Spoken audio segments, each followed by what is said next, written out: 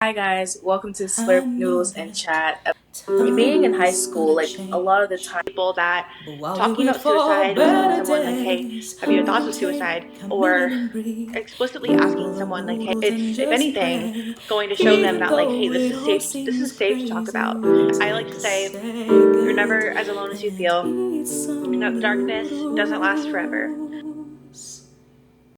hi guys, welcome to Slurp Noodles and Chat, episode 6. Today, your host is Jordan Ibakwe. Today, my guest is Lauren Clements, who is a photographer and a mental health activist. Lauren, do you want to tell us more about yourself and about why you became a mental health activist? Yeah, for sure. I'm 30 years old and I was born in Florida, but I moved to Tennessee when I was 15. And mental health has kind of always been like a really big part of my life. Yeah, so I first started struggling with my mental health when I was around like 7 or 8. So it's kind of just been something that's always been a part of my life, unfortunately. But things got like a lot worse as I got older, especially like around like my early 20s. And ever since then, my life has just kind of been like a roller coaster ride of struggling with things. And so I've just been like, after going through so many like just awful things because of my mental health, I really wanted to like make a difference because I feel like mental health is still like really stigmatized, unfortunately, and it's just not. I mean, I think that it's getting better and it's not as stigmatized as it used to be, but I still feel like we have a long way to go, and the more people that are talking about it, the better. And yeah, I just never want anyone to feel, like ashamed or alone, and that's why I'm passionate about it and I enjoy talking about it. So. That's wonderful. You said that mental health is still not stigmatized. I'm sorry if I don't know the word, but like, can you define what that means? Yeah, like, sorry, you're cutting out a little bit, but I think that you said, I think I said, I still feel like it's pretty stigmatized. I don't think it's as stigmatized as it like used to be, like maybe like 10 years ago or 20 years ago. But I still feel like as a society, we have a long ways to go in normalizing mental health, especially when it comes to heavier topics around suicide and self harm and things like that. Because I know for me and like throughout my struggles, I faced a lot of stigma from people who just don't have a lot of awareness around mental health and, have labeled me as selfish or lazy or attention seeking, or even some people that say like, like mental health isn't real or whatever. So that's kind of what I meant by like, I don't think a stigma is as bad as it used to be because I do see more people than ever before talking about it online and, in movies or TV shows or on the news, a lot more than it used to be many years ago. What is mental health? Because many people don't know the meaning of mental health and what it signifies, basically. Right. And I'm like, oh my gosh, how do I even explain it? Well, I think, so every single person, like every single one of us, we have physical health, right? So like our physical health can be good, it can be poor, we can be struggling with it. And I think the same goes for mental health. It can be good, it can be poor. But we all have it. It's not something that only some people have. I think that, with mental illness, obviously that is not something that affects everyone, but we all have mental health. And I think that there are so many things like in life that can affect it. Even if I mean, personally, I think that you don't have to have a diagnosed mental illness to struggle with your mental health because I feel like that's something that can be very easily affected by just like everyday life, like stressors as well. Hmm. But it's something we all have, just like how we all have like a heart and, like organs and things like that. We have mental Right. health too that needs to be taken care of. Like you said about the heart, we have a heart, but we also have different layers that goes into the heart. And about the brain, do you think there are different types of levels of mental health, like just from scratching the surface of stress to going deeper into suicide and to like internal factors? Yeah, for sure. I think that like some of us maybe, I think it depends on like the environment that we grew up in. Or it could also be something totally unrelated to that, but I feel like in my experience a lot of people that I've met that struggle with it on a more intense level, had a pretty difficult childhood. And I think that some people just have more resilient Right. like minds, and I don't mean that in like a like degrading way towards those of us that struggle more like me.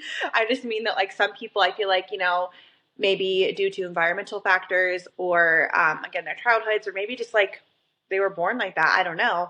But you know how some people have like stronger hearts than others or stronger livers or whatever. I feel like it's the same way with mental health, and there are just so many factors that can go into that to determine like how sensitive someone is going to be. For me, I feel like I've always, even before like I was officially diagnosed with things like depression and anxiety, I feel like I've always just been very, very sensitive to life, and kind of like seemingly small things, I guess, can trigger me into feeling pretty bad mentally. Um, but yeah, hope that answers your question. No, honestly, I deal with the same thing as well. People don't understand it's really hard to take people's actions lightly. Being in high school, like a lot of the time you think you would do something and someone might react in a way that you might have not expected. And like some people they'll just brush it off like, oh, it's not a big deal. But like sometimes I have to think over and over, did I hurt their feelings? Did I do this to that? It's like I'm caring so much about something so small that it's actually like kind of driving me insane throughout the whole day. And it's a lot of people deal with that. We don't even realize it because we're around so much, just a lot. We're around a lot, and I would like to know what are the measures that we need to take to or like have better mental health. I'm a huge advocate for therapy, even for people that, you know, even if you're not like, you know, actually struggling with depression or like a mental illness or something kind of severe. I think therapy can literally help anyone, and everyone. I think that it's just like something that can be super beneficial to just like have someone to talk to about your everyday life, like stressors and struggles. And something else I think is really important for me, like even if I'm not like actually like receiving professional help, is like like really really prioritizing my self-care, because if I'm not like taking care of myself in a really really like healthy way, it's going to impact my mental health so much worse. So for me, that kind of looks like, you know, especially when I'm working a lot, like I have like a designated time in the evening that is just like for me, where I'm not going to like, you know, be on FaceTime with anyone or like, you know, like doing anything for anyone else. It's like that time is for me in the evenings, especially after work. And it kind of helps me like decompress and like process my day a little bit. Trying to think what else. Yeah. It's a lot. I feel like we all deal with like a lot in life, and we just have to give ourselves Yeah. some grace. Like we are people, and we deal with a lot in our lives. But honestly, what you said about self care, I have started getting into the motivation to journal more. And I at first I was like, am I gonna keep going? Am I gonna keep wanting to keep doing it? But like when you find time, because even like at school, I would have like a free period, and I would sit down, get my agenda out, and just write. It is the most clarifying thing for your mind because you just release all the thoughts that you have in your head, all the things that you have to say that you don't really want to say, but you need to say. And it's just like it's so fun and just good. Like you're free to just express how you feel. And I would like to know, what would you say to a girl or a boy who is struggling with isolation, maybe making having a hard time making friends, or if we're going deeper, is depression, suicidal thoughts, and insecurity? What would you say to them if you were sitting with them right Yeah, so I was that teenager. I was extremely depressed as a teenager and kept myself extremely isolated from people. And there was really no one in my life back then to like talk to me about it, or, you know, like, or to let me know that like it was okay to feel the way that I was feeling and that I didn't have to deal with it alone. So I think that's one of the biggest things is like, and I know that, you know, every person's situation is different. So they may not have a supportive family, or they may not have like supportive school or friends or whatever. But in my opinion, though, I think there's always, hopefully at least, going to be at least one person that people can talk to. And I know it's kind of a cliche thing to say, like, oh, talk to someone about it. But I think, you know, with your mental health, it gets so much worse. Like, the more you have to deal with it by yourself, the worse it's going to get. And I feel like once you open that door and talk to someone about it, it's like just like it's so freeing, and I don't think anyone deserves to have to go through that alone. I think that our minds will convince us, like, you know, oh, like, I'm a bad person, or, you know, I deserve to be in pain, or I deserve to go through this alone, but, like, no one does. And I'm not saying that talking to someone is going to, you know, like, solve all of their problems by any means, But I do think that, especially for a teenager, like someone who's still a child, still like they deserve someone to listen to them and to feel, whether it's a teacher or literally just anyone, so that they're not dealing with it by themselves. And I'm not going to like sit here and be like, oh, and don't isolate, because I mean, for some people maybe like that helps, like if they're dealing with like a difficult, like school environment or home environment. I know for me, like I struggle with all of that, so sometimes like I would find my most like peace being alone.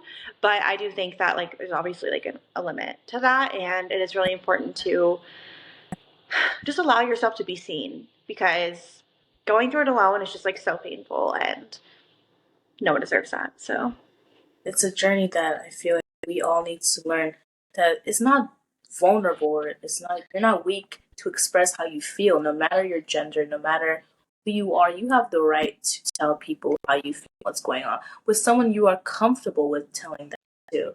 Because a lot of the time we do share unnecessary information to people who would take advantage of that, and that will lead into greater problems ahead.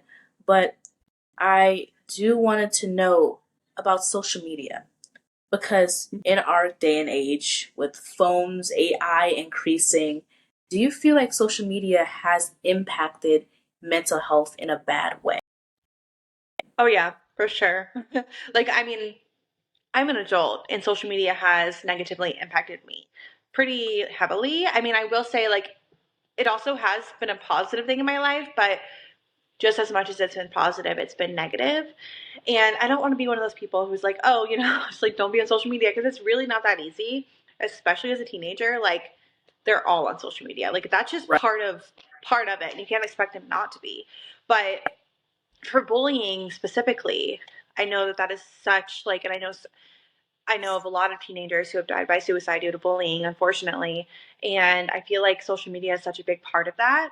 And I feel like many, many, many years ago, before social media was a thing, when kids would get bullied, like at least it would end when they went home, right? So like, but now it's just like it just continues because of like social media, like never goes away. Um, Again, I'm kind of talking about bullying specifically, but obviously that's not the only issue with social media. There's also people, like comparing themselves to others or body image type things. Social media is just so messy. But again, everyone is on it. So you can't really expect teenagers not to be on it either. But I do think having like a healthy limit is really important. I know for me, like as I've dealt with a lot of bullying on social media, like I've had to set a limit with myself, being like, okay, if it gets too much, I have to put my phone down. There has to be like a limit, because I think it gets to be too much for honestly anyone, regardless of their age. I think again though, there's a lot of positives to social media for sure, but a lot of negatives, especially that, for teenagers or kids that are very vulnerable, it can be a really dangerous place. I have, when I was a kid, at a very young age, I was bullied a lot. And you never know why people might bully other people. You don't know what they, when they go home, what they have to experience, and how that might affect them, and how that might affect other people. But like, I've always been told not to express how I feel, and to keep it inside, and to just not talk, basically, because if I did, I would have been judged, criticized, and silenced. And I don't know why. Like, I always look back and I was like, why did they ever like do that to me? Like, I was just there being a normal person, living a normal life, and yet you come to judge me for who I am. I want to know, do you think some people don't even realize that they're bullying someone? I think there's probably a fine line with that. I actually saw this TikTok earlier today, and it was saying something like, social media has really like desensitized people to like in a way of like people are just like so used to being mean to people on the internet that it's just like almost normal to them. And this is something I really, really noticed a lot, especially in like the day and age of TikTok, is that total strangers have gotten so used to leaving just like mean comments. And I don't, it's hard to say if I think they realize they're being mean or not, but I think that because they can't see the person's immediate reaction, it almost probably doesn't feel real to them. I do think that it's probably like 50-50, where I think there are plenty of bullies who realize that what they're doing is wrong and that they're being really, really mean. And they just don't care, unfortunately, because unfortunately there are just really mean people in this world and there always will be. But I think the other side of that is some people may not realize like how much they're hurting someone else. Um, or like the impact of their words. Or, I think sometimes people may say things that we think is mean or rude and they don't see it that way. But yeah, I think it's kind of probably like split somewhere in the middle. Yeah. And it's also like in environment too, like how you said, environment is always key when it comes to people. And I feel like some people, when they see how other people might react or what they do in their environment, they don't really know if it's good or bad because you're surrounded by it so much. You don't know if it's the limit or when to stop or like how to react when you're with other people. And I feel like bullying should be taken more seriously than it is in school. Because Oh, yeah, like you have to want like stop bullying posters, you have the talks with the counselors and all the meetings, but it's a much more deeper issue. Many teens are dying, kids, little children are dying due to the fact that they are being bullied and abused in school. And I feel like school is supposed to be a safe haven to learn, to be educated, to grow in your knowledge, not to be constantly mocked, criticized, judged, even harassed in school. And so I want to know, do you think it's hard for people to recover? Well, not even that. Why do you think it's hard for people to recover from bullying that might have happened many years ago, but it's still occurring? The trauma is still there. I mean, I think that kind of like what you said, people don't take bullying seriously enough, and people don't realize like how actually traumatic it is. And it's not something that's, especially when you're dealing with it on a much more like intense level. Like, I know for me and my experience with it, like it has literally traumatized me. And it doesn't matter how long it's been, the words that I've heard about myself repeat in my head every single day.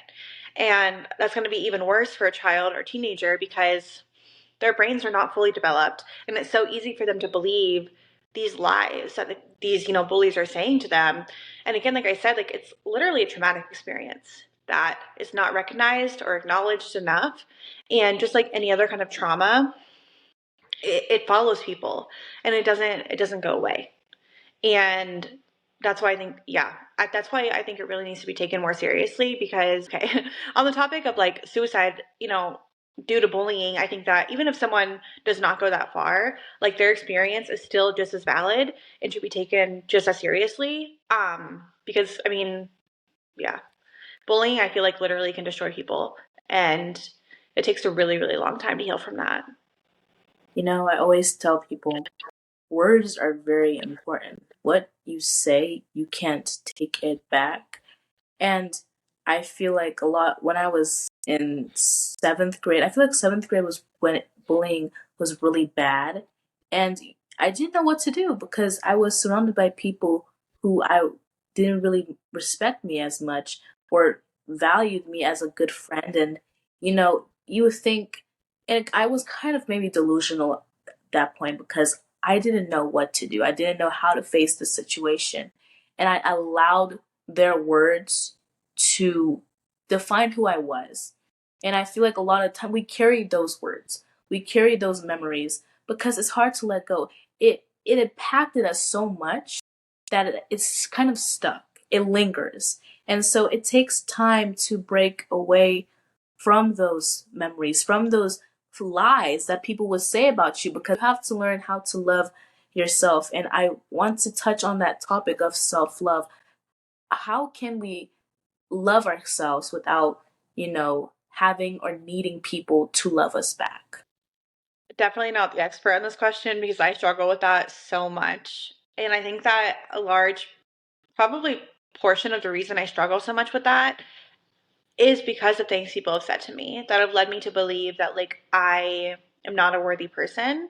And I think that for me at least, like it was so easy for me to take all of these really negative and hurtful words people were saying about me and blame myself for it. And, I kind of thought to myself, like, well, obviously there's something inherently wrong with me for people to say these things to me, right? So like I just like turned all of this from other people into my own self-hatred, and I kind of like became my own bully. And then, that really made it hard to have any love towards myself. I mean, honestly, I've been working on that for so many years in therapy, even like even like when the bullying wasn't going on. And a lot of that is due to like childhood trauma and things like that. But I've really struggled with with even like liking myself. And again, that's all due to like things that I've been through that I've blamed on myself. But I think that as humans, though, it's really hard to love ourselves if we're not feeling loved by other people. And I think that as humans, I feel like we rely on that a lot, on that external validation, which is totally valid. I mean, I'm the same way. But I think at the end of the day, it's going to be hard to accept love from anyone else if we don't love ourselves. And so I think it's just a process that I don't know the answer to right now because I'm not even there yet myself. But I think for me, it starts with compassion and empathy towards myself.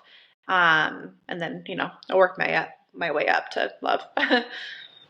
Yes, honestly, I what you said was true. I don't know how. Still a little bit, I don't really know much how to love myself. I kind of like know how to take care of myself, treat myself with things, tell myself you're beautiful, you are worthy, you are amazing, smart. But really, sometimes do I really mean what I say to myself? Because for so long I've been told so many lies about who I am, and you allow those lies to overflood your mind. It's kind of hard to make room and space or to overshadow those words with good things to yourself. And so it's a battle that we all face in our life. As a girl, with comparison with social media, you see this girl with like amazing body, you see this girl with like all these like things that you want to have, but you see yourself and you're like, well, I have enough. I have enough that I am beautiful, I am smart, I am intelligent.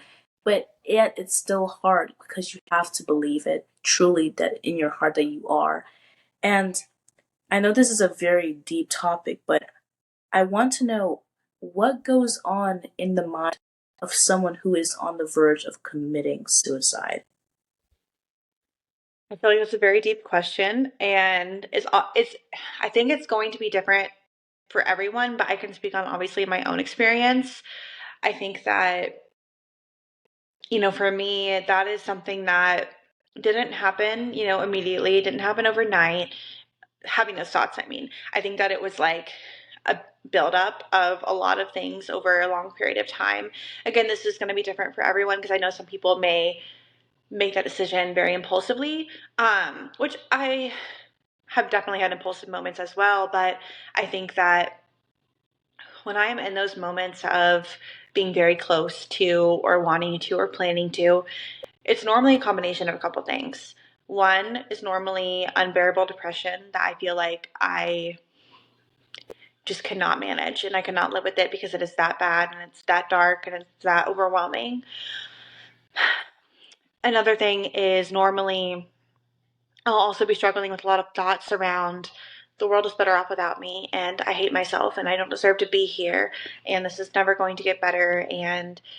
Honestly though, for me, like when I'm in that place, it's a lot of self-hatred. It's a lot of thinking that that is what I deserve and that it'll just make everyone else's lives better, because I think that, obviously we're not our rational selves in those moments and our mind is convincing us of things that are not true. But the biggest thing for me is feeling unbearable pain. And I think that, when we're talking about warning signs for suicide, that's a big one, is people talking about whatever they're feeling being unbearable.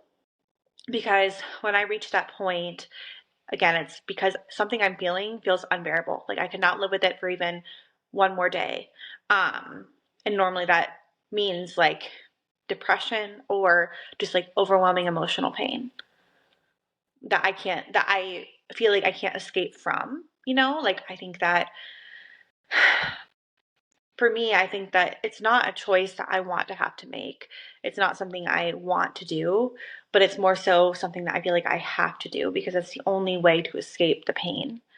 Um, so And it saddens me how many kids and children are isolated and have these thoughts of like the world will be better without them.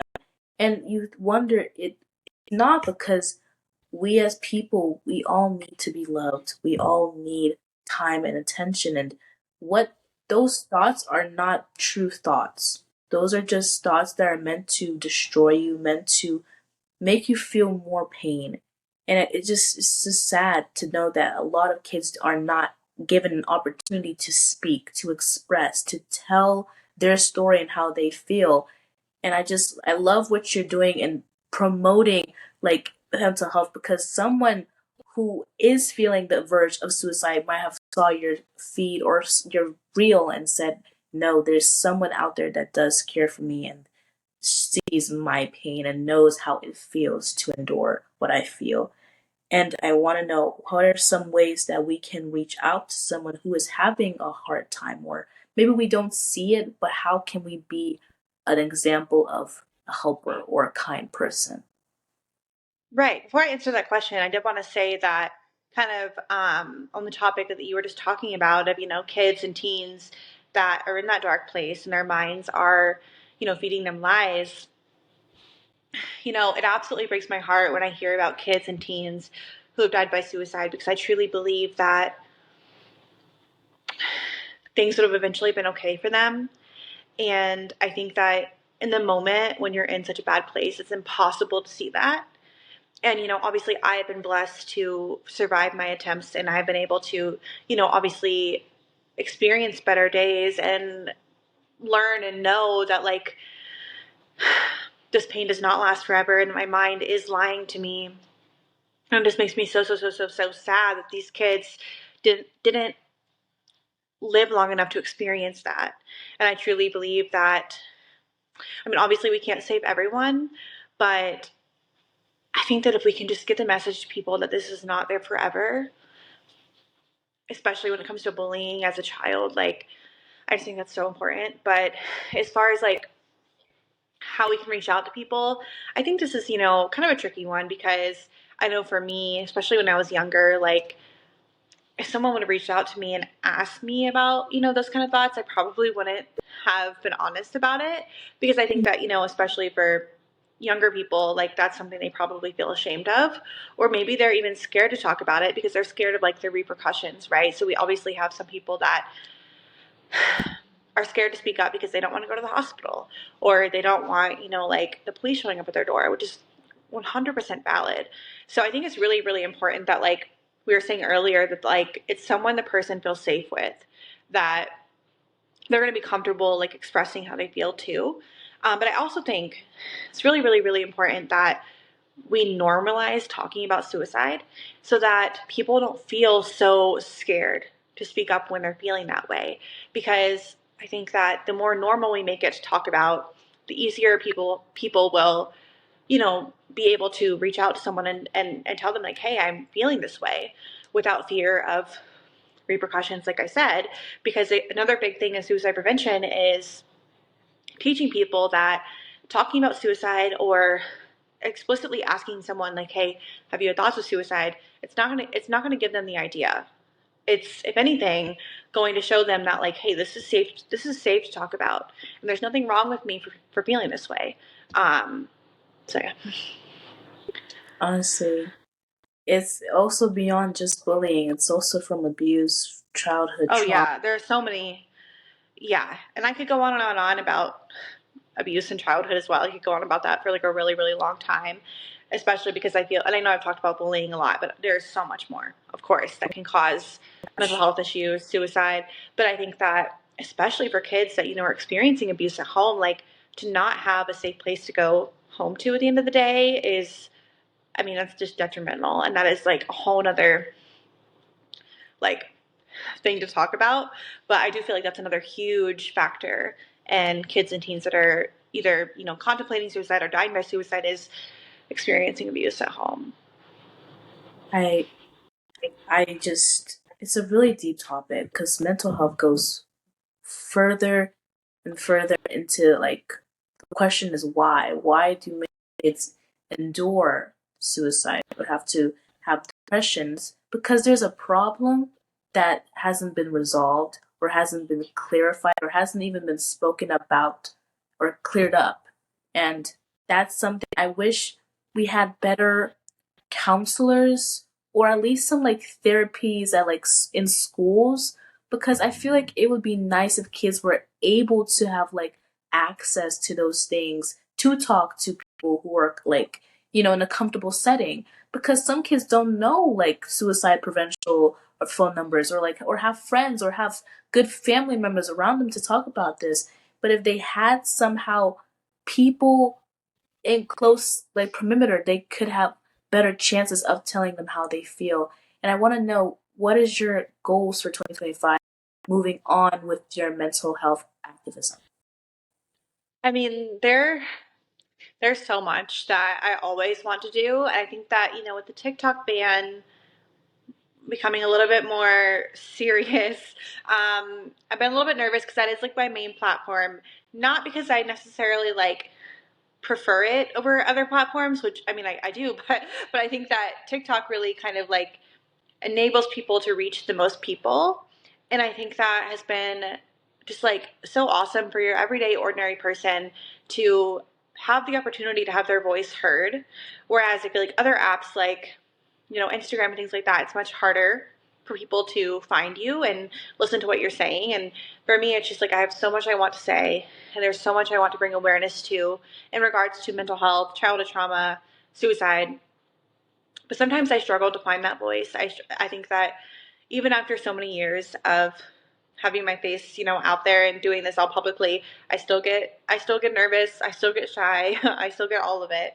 But at the end of the day, raising awareness and feeling like I am helping people is so much more important to me than like my fear of people's opinions or whatever. But I think that, over the past several years on social media, I've done a lot of talking about suicide, I feel like, and I feel like I really want to move into, of course, continued suicide prevention, but um, I've recently gotten just so much more passionate about helping younger people, because I was, that kid who didn't have the resources and who didn't know that it was okay to talk about it. So I would really love to be able to, I don't know what exactly, but I want to do something to help teens and kids that are struggling with, whether it be trauma from home, abuse, bullying. I think I would love to actually like do speaking in schools. I think that would be like a big, yeah, dream of mine to be able to go to schools and actually talk to kids in person. Um, yeah, so maybe that's the one we'll go with. Yeah, honestly, I was watching one of your Instagram reels, and you were my friend Reagan. She signed one of my vocal teachers up for your self care packages, and I want to Oh yeah. know.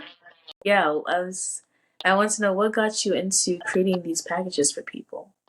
So even, before like I really started struggling with my mental health, I was always really, really into like helping people and giving back. And so when I was a teenager, I mean, I definitely was struggling with my mental health, but back then I wasn't really as open about it.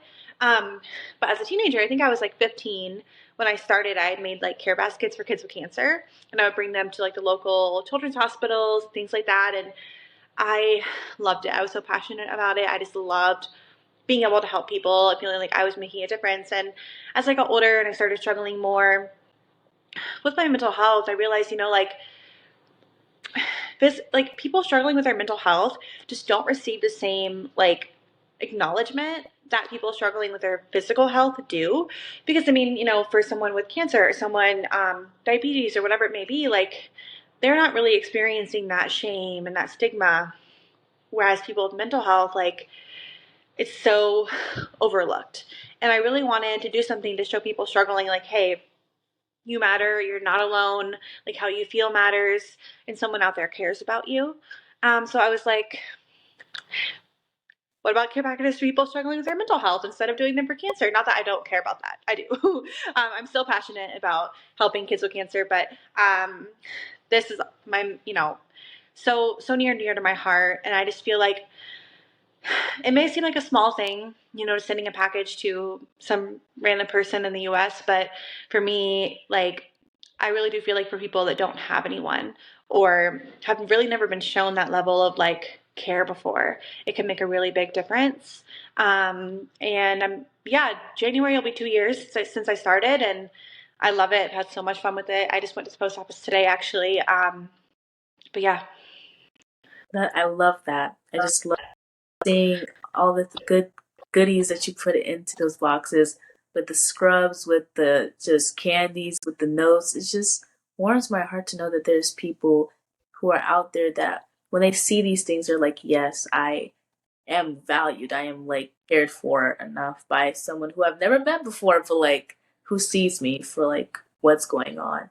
And I Right. want and I want to know, do you have any daily affirmations or words of motivations that you tell yourself every day to keep you motivated and inspired? So there have been like a couple things. Something I've really been working on with myself. This is especially after like the difficult stuff I've dealt with on the internet this year, is finding my worth from within and reminding myself every day that all these like no one else's opinion of me matters. Like I know who I am. I know that I'm a good person. I repeat that to myself a lot. Like I know that I'm a good person, and nothing anyone else says can change that. And because I used to be so negatively impacted, like every single time I would get a mean comment. And I'm not saying it doesn't hurt my feelings, but anymore, because it does, but I'm able to read that and like separate that from myself and be like, hey, this is a reflection of them. It's not a reflection of me. And so I've been really, really working on, yeah, just finding my worth within and knowing that I'm a good person, regardless of what anyone else says about me. Obviously I still struggle with depression a lot and I have bad days and I have good days, but I think on the bad days it's so easy to kind of forget about the good days and kind of like it's so easy to like get so caught up in that moment and feel like it's just kind of like the end of the world. So I try to remind myself on my bad days like, hey, this has passed before, it's going to pass again. I can get through this. Um yeah, hope yeah. No, that's what you just said is basically what I would say on a daily basis every single day. Finding your worth within is very important to know who you are and not allow any external factors to diminish your character, your beauty, or any of what you seem to, or who you are as a person. But now that we're reaching the end of the interview, I like to do a little humor, not joke, but just a question for all my ears. I want to know, what is your favorite noodle? Noodle? Hmm. Oh my gosh, that's so funny because I'm actually like not a huge pasta person. I feel like most people love pasta. I'm like a really picky eater. However, if I just have to choose a kind, it would probably how do you say it? It's like the I've never said that out loud actually. Is it Penne? Yes. Peony. I think it's peony. Oh my God, I've never heard anyone actually say that out loud. Uh, Wait, wait. But like, what kind of like, do you like chicken Alfredo, Cajun? Well, no, no. So like I said, I'm a really picky eater, and so I don't like cheese, and so that's the biggest thing. Is I know a lot of pasta has cheese in it, but I do remember a while back I got this pasta at Chili's, and that was the kind of noodle it was. But like I couldn't tell you like what exactly was in it. It was kind of spicy, um, but I don't because I don't like Alfredo, and I don't like any kind of red sauce. I don't, so I don't know. I like the one at Chili's, whatever that one was. um, I No. wish I knew the name of it. They don't have Chili's where I live now, so I haven't been there in forever. But Oh my gosh, like I love noodles. Like I love any type of noodle except I have a very picky. I like have a me and pesto. We have like this type of like love hate relationship because like I like it sometimes, but then I wouldn't like it. And it depends on what you put on it. And it's like like pesto, like pasta. It has to have some type of like I don't know, creamy consistency. You just can't put raw pesto and just pasta and just eat it up. That to me is like, oh, it's too far. But I love me some good Mariachon chicken noodles. Pop them in the microwave. Bam, that's a dinner. I've just grown up with that, and that's just my favorite thing. But one more thing, Lauren, do you have any last words for the audience who are watching this interview? Um, I think I just want to say that you matter and you're not alone. And even though your mind might convince you that you're not alone, I like to say you're never as alone as you feel. And that the darkness doesn't last forever. But you have to live. You have to still be here to be able to experience those better days. So it's worth it to hang around. Yes, it is. It's always worth it. And you are important. I tell everyone you are important and you are valued and you have a future ahead of you that's bright. And it was an amazing time talking to you, Lauren. I just Yeah, you too. hearing your story was just amazing. And I hope you continue this journey. I hope you continue bringing people more into the light. And just thank you so much for being here with us. Yeah, thank you. I appreciate it. I think I just want to say that you matter and you're not alone. And even though your mind might convince you that you're not alone, I like to say you're never as alone as you feel. And that the darkness doesn't last forever. But you have to live. You have to still be here to be able to experience those better days.